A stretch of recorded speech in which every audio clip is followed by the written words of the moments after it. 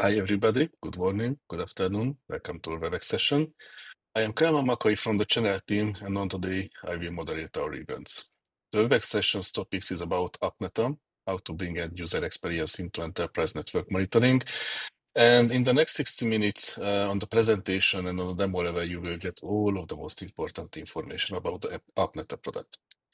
Our special guest and presenter is Helen Borket. She will guide you on today. The event will be recorded and later we will share the recording with you. If you have any question, then please use the chat window. And Helen, the floor is yours.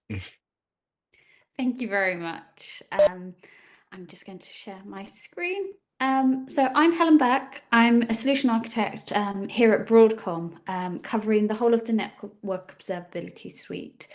So that's Broadcom's DX NetOps and AppNeta. My background is actually AppNeta itself, and I've worked with it for over 5 years now, covering all sorts of range from support to services and now pre-sales. So I know a lot about customer deployments of AppNeta. So today we're going to cover some additional resources that are available to you when you're looking at the topic of AppNeta and selling that to your customers. And then we're also going to be covering the end-to-end enterprise performance visibility. We're going to look at what is the landscape like at the moment, what are the challenges that are commonly faced by customers that bring the need for end-to-end user experience monitoring, how is AppNeta a differentiator in the market, and what are our customers doing with AppNeta.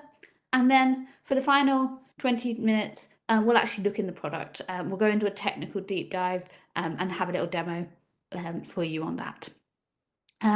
So please ask questions in the chat. I'm more than happy to answer them.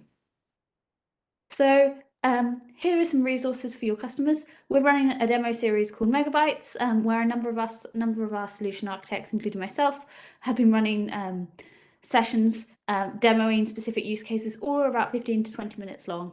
So a really good starting point for learning about AppNeta and learning about different use cases for different customers. So what does the landscape look like in terms of network observability? Well, everyone knows it's always the network's fault, or at least that's what we hear heavily from our customers. There's a reliance on our customers to not just prove if there is a problem, but also prove that there is not a problem or that the problem is not them. So that mean time to innocence, being able to prove that the problem is not them. Most IT network organizations are actually too reliant on end users to report problems. More and more of the network has gone outside of the network organization's control. What I mean by that is we're now using a lot more of the public internet. We're using a lot more of cloud-hosted services, such as CASB services. We're using things like SD-WAN, which masks problems in the network. So IT organizations do not know if there's a problem with their network until a user calls in and says, I'm having problems on my Microsoft Teams calls. I'm having problems on my WebEx calls. I'm having problems with this application. And then there is, I just saw a chat that said somebody is having problems seeing the presentation. Is it visible to everyone else?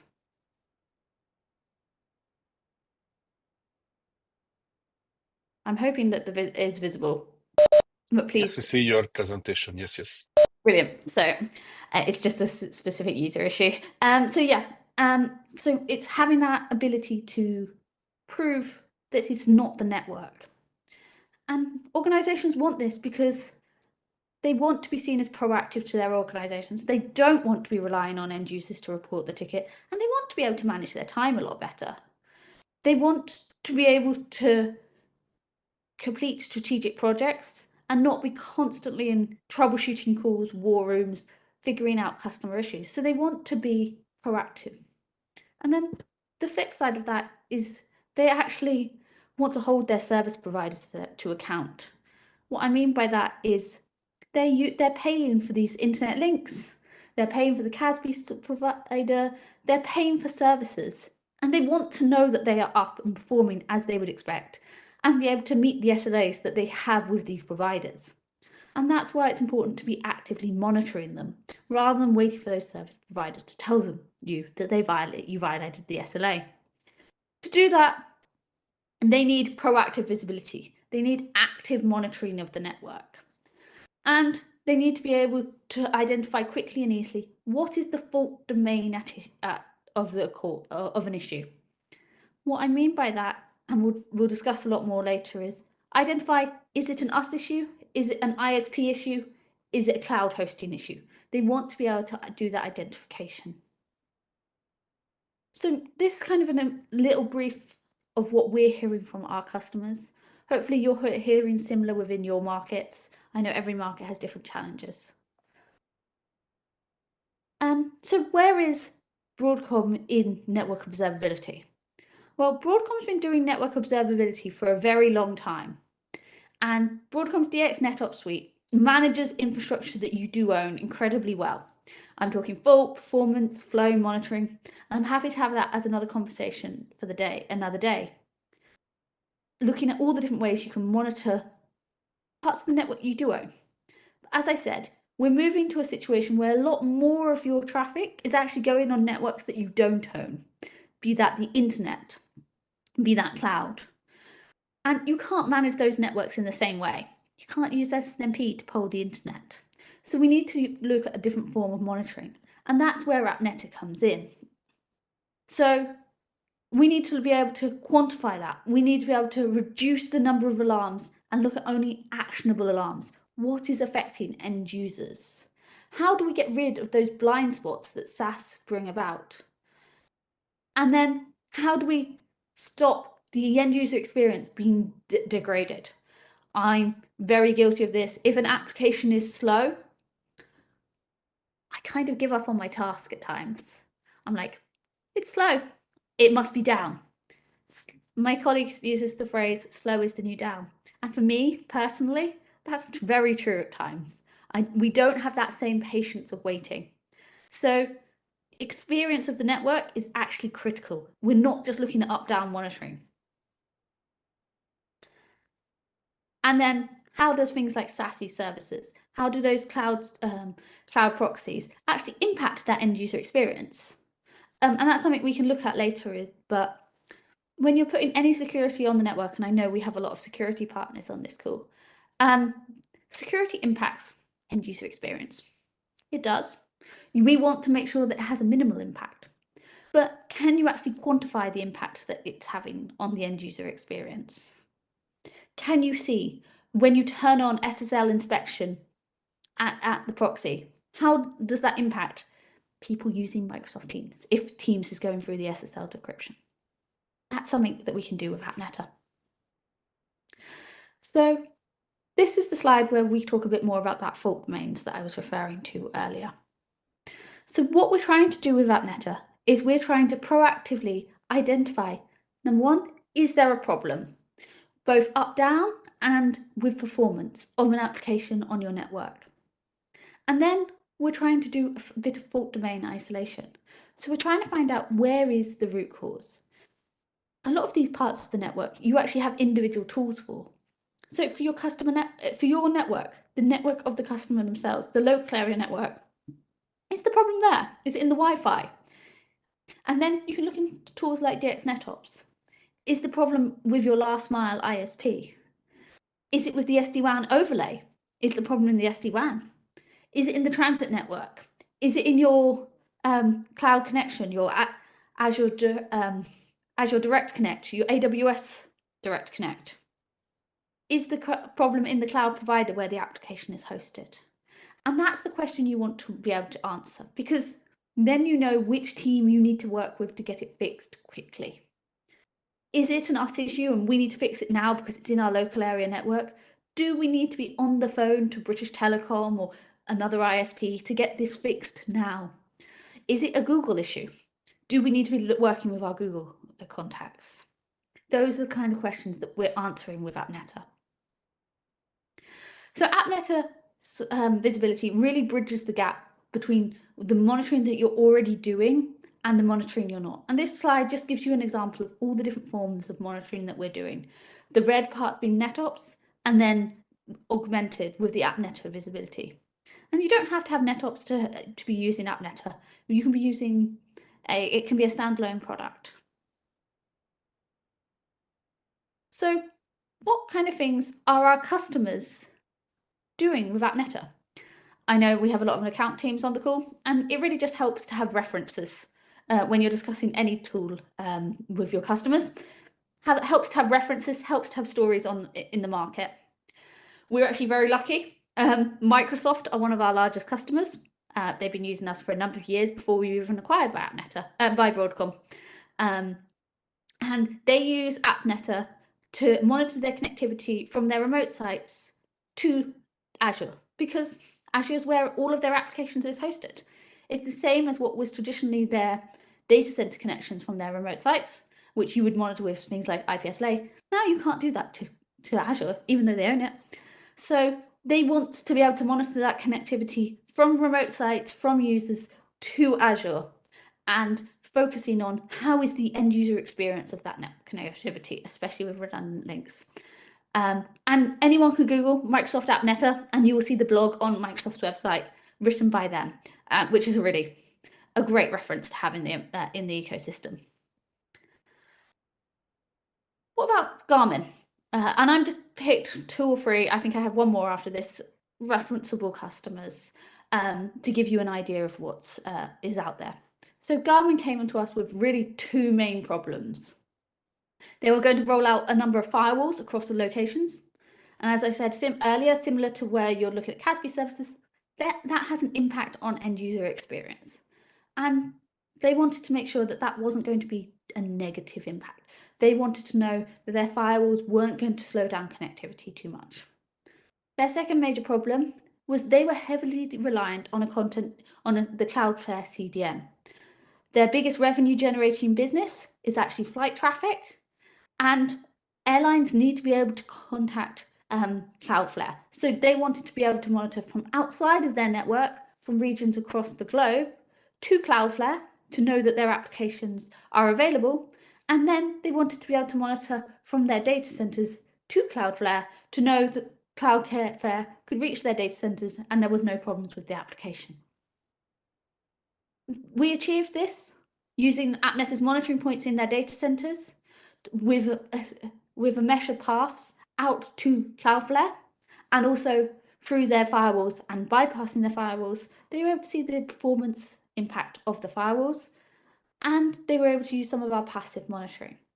What's that resulted in is they know the performance of their top revenue generating application through Cloudflare. They can know the performance that their customers are experiencing. They can be proactive if there's any degradation and make their customers aware of any degradation. And they're building their customer reputation back up, which is all really important. And the other one is they had a successful firewall deployment, which is vital. So what about Concentrix? You might be aware Concentrix are a big BPO. So they host call center agents who work on customers around the globe. Now for that, you need good voice quality, number 1, and good connectivity back to data centers where the applications are hosted that the contact center staff are using. And it's that problem of that connectivity that's actually where Concentrix started. So they want to be able to resolve the IT performance issues. And actually, prior to using AppNeta, they found they used to troubleshoot and come up with nothing. So they found about 40% of the time, issues were left unresolved. And it was pulling critical engineering teams away from their normal day-to-day projects, their project work, their deployments, to troubleshoot and getting really nowhere, leading to problems in transformation and problems in their customer reputation, which is really critical. So Concentrix were able to then deploy AppNeta using our workstation agent on contact center staff around the globe, ensuring that contact center staff who were on the phone lines had a good MOS score, so their voice quality was good, and they were continuously monitoring that, and they had connectivity back. They were also able to use AppNeta to ensure that they adhered to policies that Concentrix applied, such as no working on wireless, always connecting over a specific VPN, etc. They could use that to monitor it. And then they were able to be more successful with their customers and actually provide resolution to issues within 48 hours, which they had previously, 40% of them had been unresolved. And just a competitive note, Concentrix actually had previously been looking at Thousand Eyes, which is our biggest competitor in the market, and they chose AppNeta over Thousand Eyes because with Thousand Eyes, it's a coin-based model of licensing, so they were having to make choices on their monitoring based on cost. With AppNeta, it's a basically all-in approach, and we'll discuss some more of those competitive differentiators later on. So that kind of sums up where we're at with AppNeta and what kind of things our customers are doing and where we're sitting really in the market. So there's lots of different options for you to go to market to your customers, especially looking at how that you can help them to make transformational projects more successful, to help them to improve the end user experience through any network, anywhere. So how do we do all of that? Well, AppNeta has 4 forms of monitoring. The top 2 are where we see most of our customers sitting, which is our active forms of monitoring. So we're actively polling the network, continuously monitoring it with a small, lightweight number of packets, and then using packet dispersion analysis to calculate latency, loss, capacity, utilized capacity, jitter. So we're continuously giving you an idea, how is the network performing between you and Microsoft Teams? Is there any voice jitter? Is there any data jitter? Because voice and data packets behave very differently. Data packets are large and sent in large bursts. Voice packets are much smaller, sent at a more steady rhythm. So actually monitoring it from both perspectives. We also do active monitoring of applications. How does any network degradation actually impact Microsoft Teams? How much longer, because you have 5% data loss, how much longer does it take to open Microsoft Teams login page? Those are the kind of questions we're trying to answer. So we do complete synthetic transactions 24/7 to key applications from our customers' network. So we're able to understand, is there any performance degradation with applications before end users report them? Because really, an end user tends to be reporting a problem based on an application being slow rather than general slowness itself. We also have some passive monitoring. This is a key competitive differentiator because we're one of the only solutions that do both active and passive monitoring. You don't need the passive monitoring for the active monitoring to work. They're completely separate, but we can look at what traffic is already on your network, which applications are in use, and do some application identification. So when you have that high utilized capacity from the active monitoring, you can then go and look which applications are actually utilizing that capacity. Is there someone who is streaming on YouTube at that remote location? And we also have some tooling involved to run packet captures on demand, if that's a requirement. So how do we do that? So we have monitoring points that sit on the customer network. Monitoring points come in a range of form factors, which you can see on this slide. There's a few differences between the different versions, but what's most important is it is what fits for the customer environment. So if you have compute resources, spin up a VM at the remote site. If there's no compute resources, we do offer some hardware solutions. So they're particularly used by retail locations. So for example, a large hotel chain globally has an AppNeta monitoring point in almost every one of their hotels globally, because they don't have many compute resources, but they want to know, can that hotel reach the booking system? Can they actually check people in? Because if I went up to a boutique hotel and I couldn't check in, they didn't have my reservation, they had no idea if I'd paid already, I'd be a bit disappointed. So they're proactively monitoring using our hardware. The general managers are able to plug and play our hardware, and then they can proactively see that all of their hotels globally are able to connect back to the data centers where the applications are hosted. And what is the application performance over that VPN link? Especially important for some of those more remote hotels which do not have a good internet link. So that's how we do it. And then before I go into a live demo, let's have a look at some competitive differentiators. So I've said this one earlier. We are probably the only solution on the market doing active and passive monitoring from a single monitoring point. We're really lightweight with our monitoring.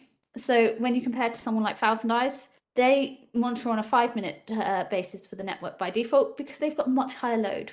We're monitoring continuously, normally every 60 seconds, for a much lighter load on the network. The last thing you want to do with network monitoring is to impact the network. So we offer a lot more flexibility in terms of deployment of monitoring points. As I was saying in the last slide, there are many different form factors: VM, container, deployment on switches and routers that support Docker containers, and then the hardware. So it's really flexible depending on what the customer's environment looks like. We also offer predictable total cost of ownership.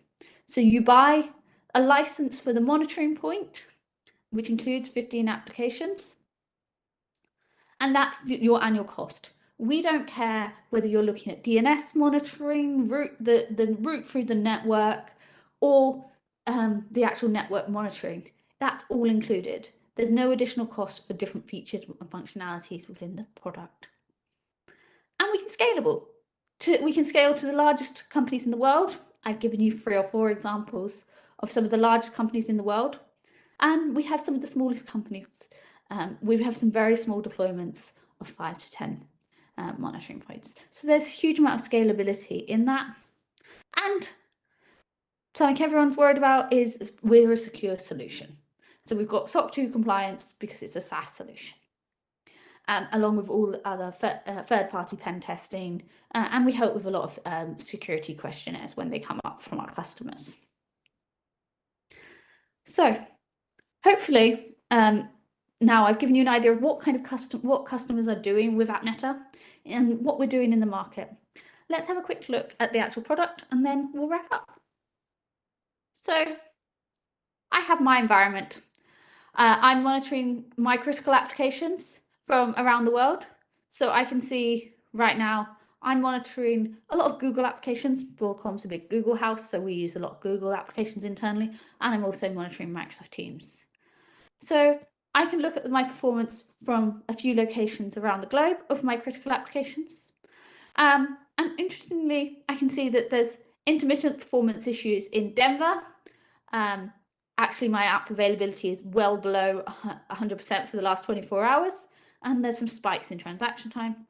And I can see a pretty substantial drop in availability in Vancouver. So let's dig into this Vancouver path and find out exactly what's going on. So I can see immediately. Let's just pull over and drill into a bit more of the exact time frame. So I can see normally it takes about 400 milliseconds, I'm reading that just up here, to open Spanner Google APIs.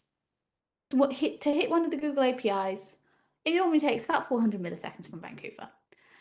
And then about 6 p.m, it started having problems. And I can already see that a lot of the timing here is DNS timing. So I can suspect that there's a DNS issue. If you can see, actually, this path does not go through a proxy. If I was going through a proxy and I saw a large increase in the SSL connection time, which is this red one, I would then be starting to think, is there a problem with the SSL decryption? Because if I'm using a decrypting proxy. So what this graph can really tell you is where is the issue? Because you're breaking that time, that 400 milliseconds to reach Google Spanner into the parts of the transaction. So how much of it is actually DNS in my environment? how much of it is actually the TCP connection, so the network connectivity, how much of it is the SSL connection, so that security layer affected by things like proxies, how long am I waiting for Google to give me a response, and how long does that response take to get back to me, the download. So in this case, I can actually see that it's most likely a DNS issue, as I can see this huge increase in DNS time. Now, I could drill into this transaction and see what response I got. Again, it says could not resolve. It's definitely looking to me like a DNS issue. But let's go back and drill down in a bit more. Because we know it's a DNS issue, we can go straight to our DNS graph, and we can see, well, I have one DNS server at this site, which you can see the IP of here. And you can see it normally takes, let's say, about 20 milliseconds to resolve it. And I got no response at all during that time period. So I was not able to connect to my DNS server. So then I was not able to identify it. Now, I've identified this before any end user has reported this to me. I know that there is a problem with DNS at my Vancouver site, and I can start troubleshooting that. And we can actually go one step further along that path. We can look at how was the network at that time. Was it a network issue that was impacting connectivity? Where was I losing this connectivity at that time? So I can see that I fully lost connectivity to Google APIs, and we can drill down into why that happened. So I can say target could not be resolved, and we can have a look at where the network path was going at that time. So you can see that actually I just lost connectivity to the internet in this case, and then I lost full connectivity because of DNS, and I was unable to resolve the target. So this gives me an idea of what happened and what we were looking at. Now, we've really quickly here identified what users would have reported as, I can't get to things. We've been able to go, okay, there's a DNS issue at our Vancouver site. We can see which DNS server is unreachable from that last screen. And we can start troubleshooting that using other tools. Why is that DNS server unreachable? So what we've done is quickly and easily identified the problem and what is the fault domain of the problem. So we can then go in and troubleshoot that a bit more. But what happens if it's more of a network related issue? So let's have a look at this path. So this is going from my Denver remote site. And actually, before we go into this too much, let's look at the map. So we can have a map view of the health of the whole of our network. And then once we get a ticket going straight integrated directly into our ticketing system, we can see a link straight back to the product, which is this path here, which is telling me that I'm having a problem with my Denver site. So the first thing that you see on this is actually what networks are involved in going from Denver to our Las Vegas data center. So our Denver has a CenturyLink ISP. So we go through our local area network in Denver. And on this path, we're on a wired connection. We go onto CenturyLinks, who pass it over to level 3, who pass it to GTT, which is connected to our Las Vegas data center. So all of from the moment it leaves our Denver office until the moment it reaches our Las Vegas data center, it is completely outside of our control. It is on a completely unmanaged network, which we have no control over in our other network monitoring tools.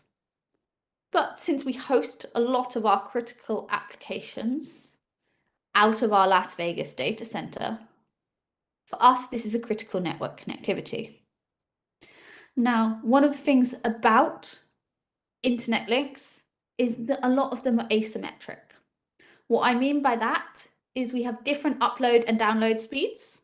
So you can see actually this example is a really good one. We have 100 meg download, but only a 14 meg upload from our Denver site because we're on internet. We've just got a CenturyLink off-the-shelf connection.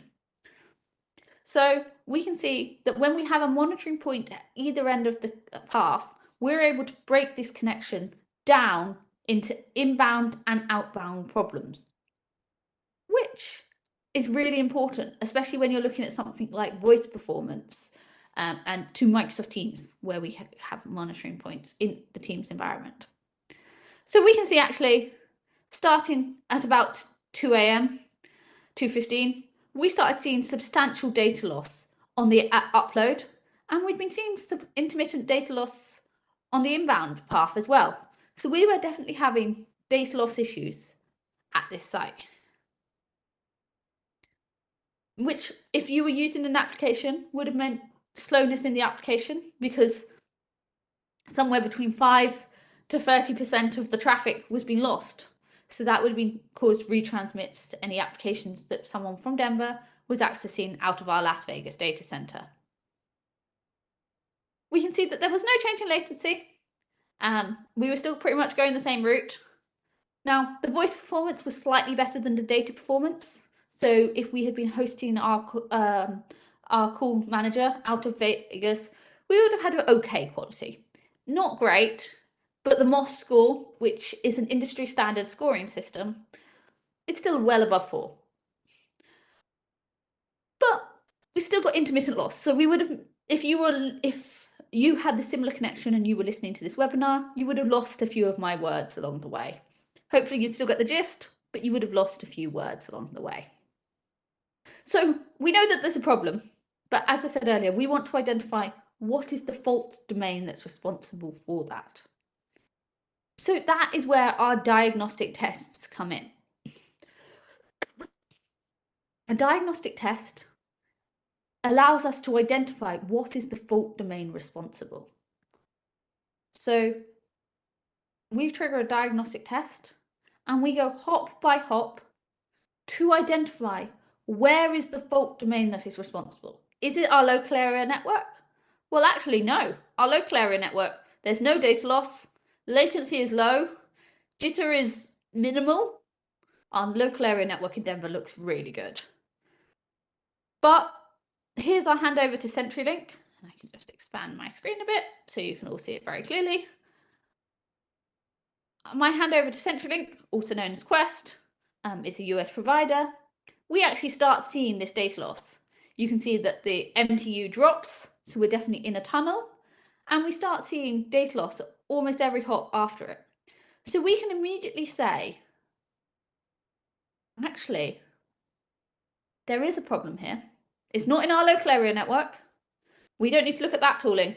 We need to be contacting CenturyLink because there is a problem in the CenturyLink, in our handoff to CenturyLink. And we need to investigate that handoff to CenturyLink. So, but it's not a problem in Las Vegas, so we don't need to look at Las Vegas. So what we've done here is, again, we've been alerted to there being a problem through integrated ticketing. And then we've quickly and easily identified what is the issue. There is data loss. And what is causing the issue? It's our handoff to CenturyLink. So we've eased that troubleshooting. And we can hold CenturyLink to account with this. We can use this in contract discussions regarding SLA violations and things like that. So what we've managed to do here is quickly and easily identify the cause of the problem. So those were the two kind of examples I had from a technical perspective today. And that kind of brings to the wrap of my presentation. If there's any comments or questions, please do feel free to put them into the chat and I will take a look at them. Otherwise, thank you very much for your time.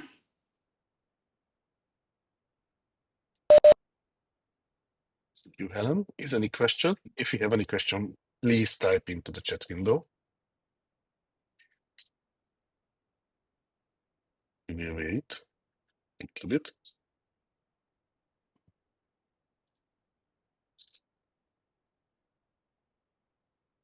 Okay. Well, hopefully you can all see how this is an opportunity for you to go to your customers with a new product, to give you to start those conversations around network performance.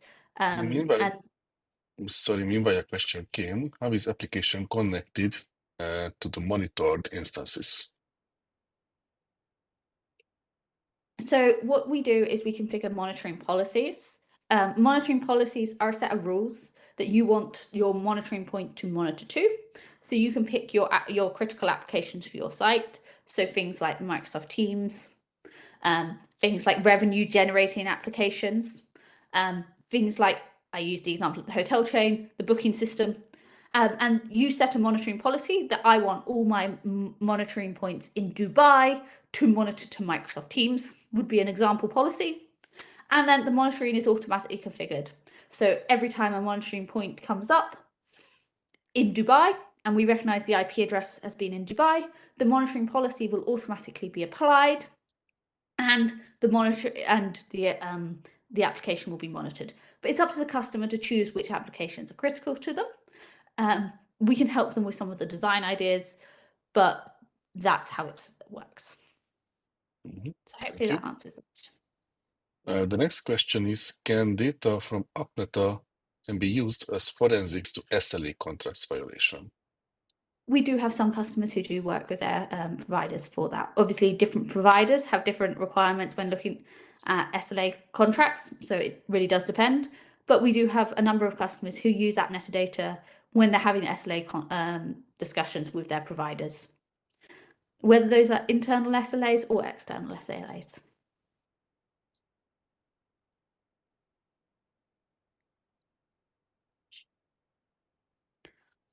Okay. It seems that no any additional question came. So because no additional question arrived, we close the session now, and in the next few days, we will release the recorded version of this session. Thank you, Helen. Thanks for the attention on the audience side. I hope the delivered content was useful. If you have additional question, then I share my contact information on my webcam. Please read the QR code and contact with me, and I will forward all of the questions for Helen. So thank you again, and have a nice day. Bye. Thank you.